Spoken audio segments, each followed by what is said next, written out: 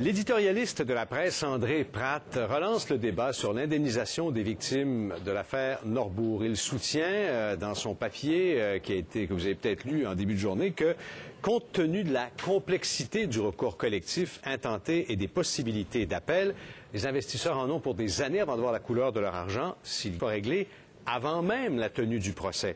Est-ce que c'est une solution qui est possible?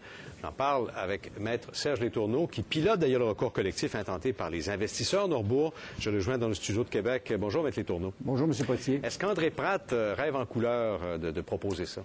On ne sait pas s'il rêve en couleur, chose certaine. On ne peut qu'applaudir à son souhait de voir les investisseurs indemnisés avant même le procès. Ces gens-là ont suffisamment souffert, ont suffisamment été bouleversés pour pas qu'on leur impose en plus les délais et les charges d'un procès dont l'issue ne sera peut-être connue que dans plusieurs années.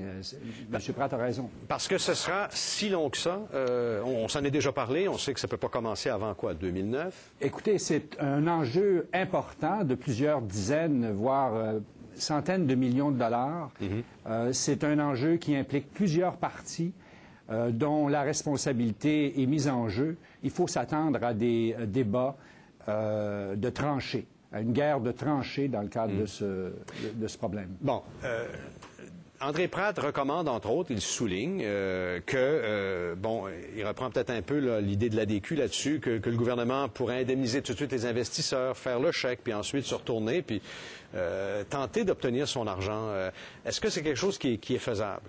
Bien, écoutez, on préconise, nous aussi, cette formule-là. Vous savez, comme moi, que l'AMF a elle-même intenté un recours contre les mêmes défendeurs. Ce débat-là peut se faire indépendamment des investisseurs. Si l'AMF a intenté ce recours, elle y croit certainement, qu'elle indemnise les investisseurs et qu'elle récupère ces montants-là directement des sociétés ou des compagnies ou des professionnels impliqués. Oui. Et elle retrouvera 100% du capital, des intérêts qu'elle aura. Mais le problème, c'est qu'on créerait un dangereux précédent, là, parce que Norbourg, c'est une grosse fraude très médiatisée, mais il y en a des beaucoup plus petites, et là, tout le monde pourrait aller cogner à la porte de Québec. Ben, vous savez, l'argument du précédent, il faut le démystifier. D'abord, est-ce qu'on veut dire le cas de Norbourg est exceptionnel quand on parle de précédent? Si c'est le cas, à un problème exceptionnel, on trouve une solution d'exception. Par ailleurs, si on veut dire que parce que le gouvernement aurait indemnisé les investisseurs dans Norbourg, il serait tenu de le faire dans tous les autres cas de fraude, ça ne tient pas, ça ne résiste pas à l'analyse. C'est pas un précédent judiciaire prononcé par une cour d'appel et qui contraint les tribunaux inférieurs à suivre toujours le même principe. Qu'est-ce que vous pensez de l'hypothèse, quand je parlais tantôt de rêve en couleur, est-ce que c'est de l'angélisme que de penser qu'on pourrait asseoir à la même table la Caisse de dépôt, Desjardins, ne serait-ce que pour leur rôle moral, parce qu'ils ont fait affaire avec Norbourg un jour? C'est d'être, à mon avis, très optimiste. Ces gens-là ne sont même pas à la table actuellement.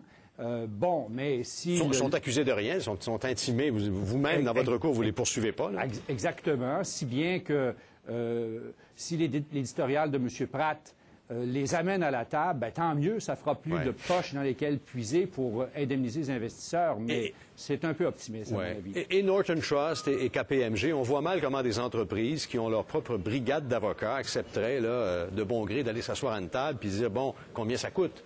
Bien, on verra.